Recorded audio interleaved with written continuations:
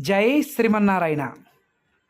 శ్రీ శ్రీ శ్రీ చిన్నజీయర్ స్వామివారి మంగళాశాసనాలతో మన పీతాంబరం రఘునాథాచార్య స్వామివారి మొట్టమొదటి ధనుర్మాసం మనకి తూర్పుగోదావరి జిల్లా వీరభద్రాపురం శ్రీ వెంకటేశ్వర స్వామివారి ఆలయంలో చాలా వైభవంగా జరిగింది.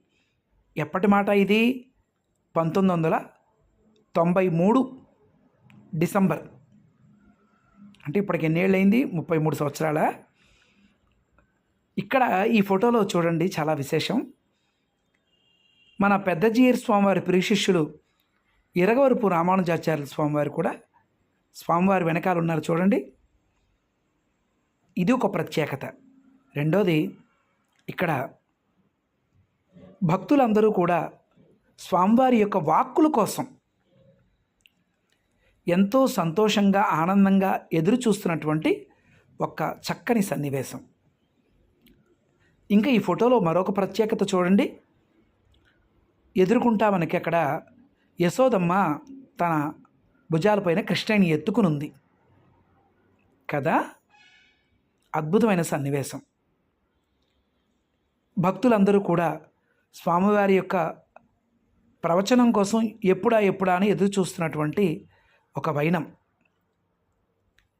చాలా వైభవంగా జరిగింది మొట్టమొదటి ధనుర్మాసం. ఈ కార్యక్రమం ఇంత వైభవంగా జరిగింది అంటే దానికి చిన్నజీయర్ స్వామివారి చల్లని కరుణా కటాక్షాలే మూల కారణం. తర్వాత రఘునాథాచార్య స్వామివారు చాలా సందర్భంలో చెప్తూ ఉంటారు. ఏమని?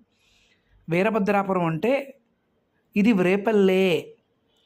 ఇక్కడ ఉన్నటువంటి భక్తులందరూ కూడా స్వచ్ఛమైనటువంటి మనస్సు గలవారు, చక్కని ప్రేమానురాగాలు కలవారు, కన్నయ్య అంటే ఎంతో ప్రేమ ఉన్నవారు అని చాలా ఆనందంగా పొంగిపోతూ ఉంటారు ఈ మాట చెబుతూ.